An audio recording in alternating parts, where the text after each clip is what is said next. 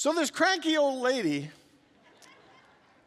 was arrested for shoplifting at a grocery store, and she was obnoxious and mean and rude to everyone, from the store manager to the security, even to the arresting officer. And then she appeared before the judge, and the judge asked her, what did you steal? And she snapped, a stupid can of peaches. And the judge said, so why'd you do it? She said, well, I forgot my cash at the store. I didn't bring it to the store, and I was hungry. And, I was going to pay next time. And he said, well, so how many peaches were in that can? She said, 9, but what does that have to do with anything? Well, ma'am, it has to do with the fact that I'm going to give you 9 days in jail, 1 day for each peach that you stole. And the woman was ticked. It said 9 days. And as the judge was about to drop the gavel, the husband of the woman raised his hand and asked if he could speak. The judge said, yes. What would you like to add, sir? And the husband said, Your Honor, I'd like you to know, she also stole a can of peas. All right.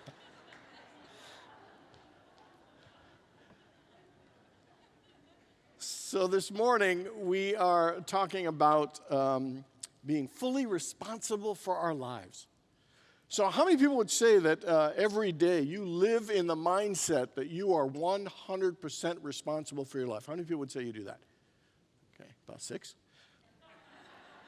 How many people here have ever blamed someone else for any negative feelings or circumstances that you've experienced? Anybody ever do that? And how many people have ever complained or really stewed on something that happened that didn't go the way you wanted? Anybody ever do that?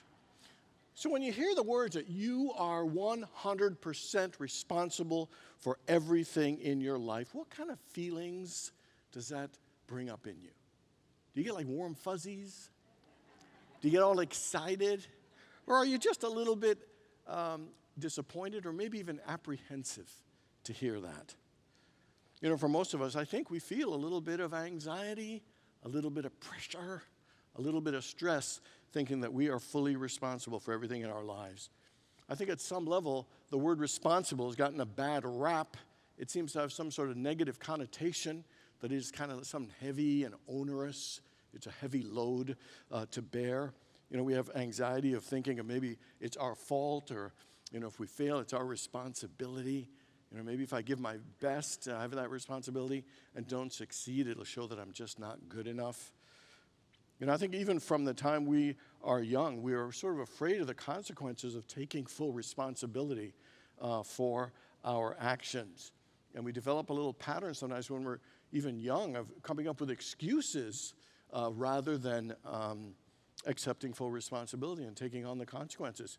The classic one is the dog ate my homework is a classic. I don't want to take full responsibility for my life. Sometimes, we'll say, well, he said it first, or sometimes, anybody ever been late and you said, oh, the traffic, it was the traffic that, and it may have been, but we know we get into this pattern of not wanting to face the consequences of being fully responsible, of not being fully responsible, and we turn the excuses into like the blame game. It's a lovely game. I think we enjoy playing it because it gets us off the hook and puts the responsibility for things that aren't working well that we did on other people. And we get into blaming our parents, we blame our spouse, we blame the kids, we blame our exes, we blame the weather, we blame the economy, we blame the government. Even better, we blame other people's governments. We blame everybody because we don't want to accept full responsibility for our happiness or our success or what's going well or particularly what's not going well in our lives. There was a song a few years back that sounds like the classic avoiding responsibility song. It was by Shaggy. It was called Wasn't Me. And because we don't want to accept responsibility.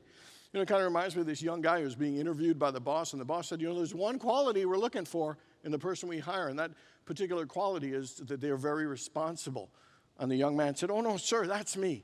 I'm responsible. That's me. In fact, at my last job, when anything went wrong, everyone said, I was responsible. And the fact is, every one of us is responsible. That we are 100% responsible for our happiness. We are 100% responsible for our level of health and fitness, the quality of our relationships, the level of our income, the amount of debt we have, the accomplishments that we have made. We're 100% responsible for the quality of our lives, for the meaning of our lives, and the enjoyment of our lives. We are responsible. The truth is, the happiest and most successful people accept 100% responsibility for all areas of their life. We are responsible. But that's not a bad thing. It's a good thing. Responsibility is not a burden, it's a blessing. It empowers us and liberates us to allow ourselves to use our power and our resources to make any and every area of our lives better. Yes, other people's actions and words, and there are situations and events that happen in our lives, they absolutely impact us. However, the thing that impacts us the most is our accepting responsibility. Responsibility means the ability to respond.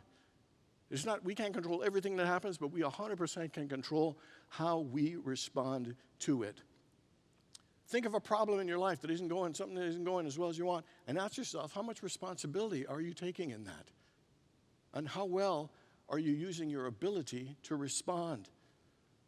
Somebody once said, if it is to be, it's up to me, and it's really true. But so often we don't want to accept full responsibility. But the truth is you can't outsource how you respond. That's like trying to hire someone to do push-ups for you. It's just not going to be very effective. And so today we're in week 2 of a 3-week series entitled The Principles of Success. Last week, the first principle, the foundation one I believe for a happy and successful life, is to develop a peaceful mind. Because if we have a mind that is always distracted, if we have a mind that is not focused, that we can never really be as effective in handling our situations. We could never have that peace to calmly enjoy life. A peaceful mind is a positive mind. It's an open mind. And it is the best way to enjoy our lives fully and be more productive and effective in whatever it is that we do. Today, we are going to look at the second principle for success, which is taking 100% responsibility. And so the first thing that we are responsible for is how we control our energy and what we put out into the world. When we don't accept responsibility, we end up utilizing our energy in a very unhealthy way, and I already mentioned them, and that is by using excuses and blaming and complaining. It is an unhealthy, ineffective, unproductive use of our energy and gets us further away from what we want rather than closer. We all want to raise our vibration, and I'll tell you, one of the best ways to raise your vibration is make sure you're not doing things that lower your vibration. And excuses, complaining, and blaming absolutely lowers our vibration. And blaming, complaining, and excuses do three things that do not help us. Number 1, it focuses on the negative. Number 2, it wastes our time and energy because whining, complaining, and blaming does not resolve the problem. It doesn't bring solutions. And then the third one is it gives our power away. To not take responsibility says that you are allowing other people and circumstances to have more control over your own happiness than you. That we are putting the control of our success and joy in life outside of ourselves. And putting it in their hands. It's like we're saying, hey, this is my power, and hey, you can have it. I mean, it is allowing our happiness to be held hostage by someone else and waiting for something to happen so that we can regain some happiness in some way. And I'll tell you, those 3 things are not a winning combination for happiness and success. The Bible warns us in many ways to not complain, not whine, not moan, not grumble. In Philippians, it says, do all things without grumbling or questioning. In Ephesians, it says, let no corrupting talk come out of your mouths, but only such things that are good that will build you up. Jesus said, do not judge. And one of my favorites in Psalm 19, it says, let the words of my mouth and the meditation of my heart be acceptable in thy sight, O Lord. And what it's saying is don't invest your thoughts and your words in whining, complaining, and grumbling, but let your words or your mouth reflect the kind of heart and the kind of life that you really want to live. The fact is, every single one of us needs to give up our excuses, our complaining and blaming. our victim stories, or somebody done somebody wrong songs. We need to give up all that stuff because it's using our energy in the wrong and negative way. And so what we need to do is to discontinue those things. Anybody ever see that video with Bob Newhart? And he's like a therapist, and somebody comes in, and he guaranteed to cure them in 5 minutes or less. It's like one of my favorites. So the lady comes in and says, I have this fear of being buried alive in a box. And it affects me. I can't go in an elevator. I can't do this. I can't do that. It affects my life, my whole life. And she goes on about how this thing for a minute or so. And he says, okay, I've got the thing that's going to cure it. It's guaranteed. You have to listen to what I say. She said, should I write it down? Well, he said it's only 2 words, but it's going to cure. And she said, oh, what is it? And he says, stop it. She said, yeah, but stop it. Yeah, but stop it. Just stop it. And he said, do you have anything else? And she says, yeah, well, I have all these dysfunctional relationships with men. Stop it. I seek my mother's approval. Stop it. And it seems ridiculous. But the truth is, we have a responsibility to guard our mental houses, and we can stop it. You ever catch yourself being negative and you say, cancel, cancel? Ever catch yourself and say, come on, don't think that way? We have the power to do that. One of the funny things we do as human beings, we tend to complain to the people who can't do anything about it. We go to work and complain about our spouse. We come home and then complain about the people at work to our spouse. It's kind of funny, but the truth is, you know what the cure is? Stop it. And we can. We may not be perfect, but I bet we could all, if we wanted to, stop as much blaming and complaining and excuses than we are currently using. So besides the stop it technique, another thing I like to use to stop myself when something upsetting or frustrating happens before I rant or go too crazy, I like to use a 2-word phrase, just like Bob Newhart, except mine are, when the situation comes, before you get upset, say, that's fascinating. Honestly, it's a fabulous way to stop yourself from getting too upset. That's fascinating. So let's say it together. That's fascinating. Again, that's fascinating. You spill milk on the kitchen floor? You get a flat tire? You get an unexpected bill? You don't do so well at work? Someone gets angry at you. That's fascinating.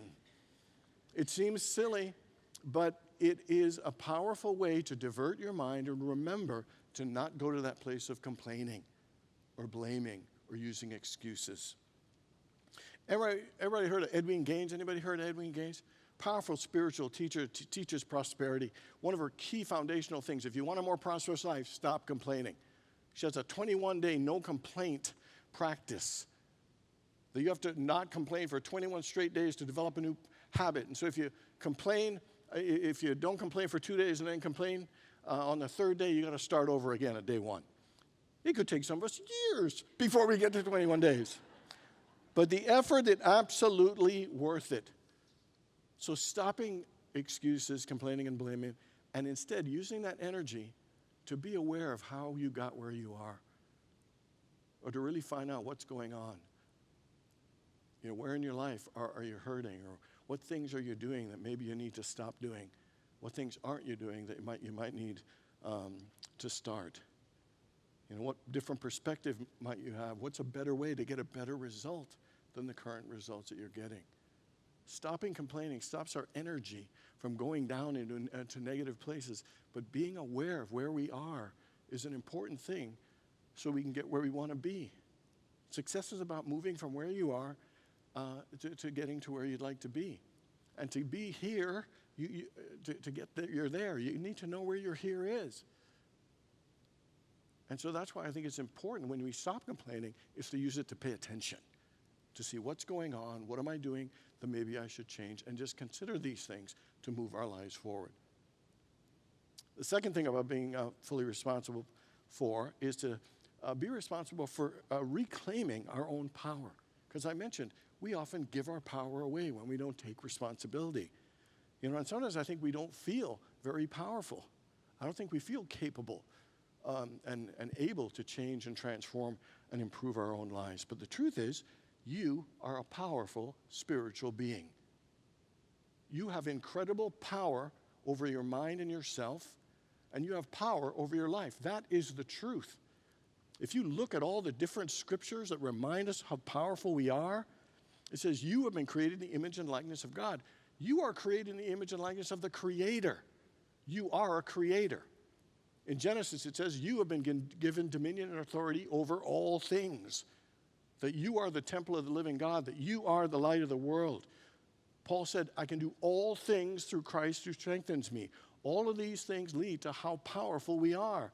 My favorite is in the book of Timothy when it says, God has not given you a spirit of fear or timidity, but a spirit of power, love, and self-discipline. You are God's beloved child endowed with incredible gifts and talents. The question is, do you realize how powerful you are? Are you willing to reclaim it? Are you willing to own it? Are you willing to use it? And the fact is, at some level, we, A, don't know how powerful we are, but B, I think we're a little afraid of our own power. I think we're afraid of our greatness. I think we're afraid of our light and our beauty and our genius. Marianne Williamson, this has been quoted so often, but it's just so true. Our deepest fear is not that we are inadequate, but our deepest fear is that we are powerful beyond measure. It is our light, not our darkness, that most frightens us. We ask ourselves, who am I to be brilliant, gorgeous, talented, fabulous? Actually, who are you not to be? Are we willing to reclaim our power? Reclaim, quite frankly, the truth of who we are and have always been. A part of reclaiming our power is to believe in ourselves. When Jesus said, he who believes in me shall do the works that I do, and even greater things than these, the question is, do you believe in yourself? Are you willing to believe in yourself? You are blessed, gifted, and endowed in so many great ways. You know, and the important thing is to not compare ourselves to others. Everybody is not supposed to be the same or look the same or do the same. Can you honor the incredible body temple God gave you and the gifts and talents and beauty and personality that God gave you? You know, to say I am responsible, it is equal to say I am powerful. I am a creator. I have a spirit of power, love, and self-discipline. That is the absolute truth. We shouldn't be afraid of being responsible because it's really just reclaiming and accepting our own power, saying how powerful we are in our own lives. Do you know that today, at this very moment, you are more powerful than you've ever been? You have more experience than you've ever had. You have more wisdom and insight and understanding than you have ever had. You have more clarity than you've ever had. You are powerful. I am powerful. Together, I am powerful. I am a creator. I am responsible. I have a spirit of power, love, and self-discipline. Together, I have a spirit of power, love, and self-discipline. You know, when we don't take responsibility for our problems or our dreams, they don't get better, they get worse. But when we do accept responsibility and use our power and realize we're a creator, our problems get better, our dreams, our relationships, everything improves when we accept full responsibility, because that means to accept our full power. The last thing about taking 100% responsibility is to get clear. We have the responsibility to get clear on what we want. The Bible points to this over and over again by saying things like, ask and you shall receive, seek and you shall find, knock and the door will be opened unto you, decide upon a thing and it will be established for you. And it tells us that we must have a vision. We must have a vision. And so each one of these is saying, get clear. What is it that you want? Who have you come to be? What do you want to attract and create? You're powerful. And a part of that responsibility with that power is to shape and design the good and the blessings of God into our lives and into our world. Most people don't know what they want for a few reasons. One of them is we don't often take time to think deeply. Superficially we do, but deeply about what it is that we actually want. You know, sometimes we're afraid to think and be honest and fully express and say what it is that we want, even to ourselves. It is so astounding how we get conditioned into not wanting and asking and seeking the things that we want. So what do you want? I don't know. What do you want? I don't care. What do you want? It doesn't matter. What do you want? I'm I'm not sure. What do you want? Whatever's fine. Suppose you did know. What would you want? Suppose you did care. What would you want? Suppose it did matter. What do you want? Suppose you were sure. What do you want? Suppose it wasn't fine to not know. What would you want? I think we've been conditioned out of knowing and trusting and asking and declaring what it is that we want. As children, we would ask for what we want, but maybe over time we got conditioned after enough no's or told that's impossible. That's not a good idea. No, you really don't want that. That's not practical. Get a real job. I'm sure there are a whole bunch of things that we've been conditioned because somehow we all get in that place where we are afraid and don't quite trust asking for what it is that we want. Maybe it's the approval of other people or pleasing other people, doing what our parents or family want. But some way we have disconnected from the truth of what it is we desire, what it is we want, and why it is that we're here.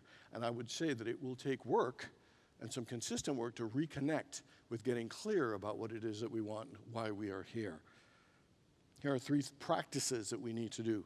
The first one is to write a list of 30 things that you want to do, 30 things that you want to have, and 30 things that you want to be. And our first thought is like, oh my God, that's a lot of work.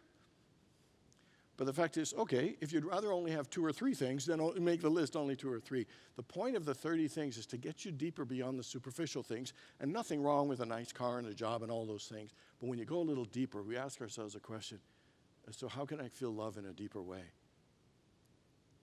Or how do I connect with what my soul has come here to do? How can I share more of myself? What is the way I've been called to make a difference? That asking those deeper questions gets us reconnected with our soul and our heart's desires and the reason for which we have been sent here and how to live as fully as we can live. I think getting clear is a responsibility that we have to ourselves, to God, and to everyone in our lives. The second one is to 3 or 4 times a day ask yourself, whatever in the moment, what do I want right now? Just in the middle of the day, you say, what do I want right now? The answer could be a sandwich. It could be to stretch. It could be to meditate. It could be to have a massage. I don't know. But what it is designed to do is to help you get more comfortable with being okay with your own desires and wants. To be able to at least acknowledge to yourself, this is what I want right now. Sometimes we're trained, it's selfish, it's egotistical, it's bad. Stop thinking of yourself.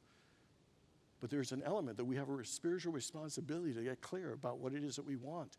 What is it we want to call forth, and who we want to be. The third one is to ask the deeper question, is what is my divine purpose? What is my unique role in this universe? What is my heart's true desire? And it isn't necessarily connected to your job. Every one of us has a purpose. Every one of us has been called to make a difference in this world, and it's not always our job. Hear all of these different examples I've got. To inspire and empower people to live their dreams. That doesn't necessarily need to happen through a job. To uplift humanity's consciousness through business. That one's a little more specific, but still huge. To humbly serve God by being loving, playful, and a powerful, passionate example of joy. We could do that every single day. When we're clear about it, we're more likely to do it. And the last one is to leave this world a better place than I found for horses and for people too. And it could be for children, it could be for equality, it could be for the environment, it could be for art, it is to help people with sobriety, it could be for anything. The question is, are you willing to get clear about what your soul has called you to do, what your mission and purpose is? Somebody once said the world clears a path for those who know where they're going. When we are clear, the universe conspires and supports us to fulfill that thing, but we need to find clarity. We give a lot of ambiguity and uncertainty. You know, I was like the worst person to take to a buffet. I don't think they exist anymore, but when they did, I hope they are somewhere around, is that sometimes too many choices freak us out. And we need to take time to zero in on what is my thing, what is my calling, what is my purpose, what am I here for, what am I meant to give and share in this world. Monty Roberts, when he was in high school, the teacher gave an assignment to write what their future looks like. His future, he wrote, was a 200-acre farm that raised thoroughbreds and did all kinds of more gentle ways of training horses. And when he got his paper back, he got an F from the teacher, who said that, you live in a trailer place so that you cannot raise the money based on this, and this thing is just not possible. And he said, you keep the F and I'll keep my dream. He did not rewrite it. And so the teacher was right a little bit, because his horse farm was actually 154 acres and raised thoroughbreds, had national champions, and so on. Walt Disney, fired for lack of creativity, was a cartoonist. He also went bankrupt. And of course, his golden dream was to create the happiest place on earth. And he did, 1955. It's almost a couple more years. It'll be 70 years that dream is still living. Rich Paul had no formal education as an agent, a negotiator. What he did at the time was sell antique sports jerseys. He met LeBron James. They became good friends, and LeBron James hired him and then became a business partner with him. Everybody said that will be the biggest mistake that LeBron James would make, and he will regret it greatly. LeBron James is worth about $1 billion with all his contract. Rich Paul is worth about $100 million now. He is the #1 agent in the NBA. He and LeBron are expanding an agency for the NFL and baseball as well. He had no training. He didn't know, but he had a passion. He had a vision. I think he's doing pretty well. And he's dating Adele, too, so that's a good deal. The reason I bring up Monty Roberts and Walt Disney and Rich Paul is because there are 3 different people from 3 different worlds, and yet they all have a common thing.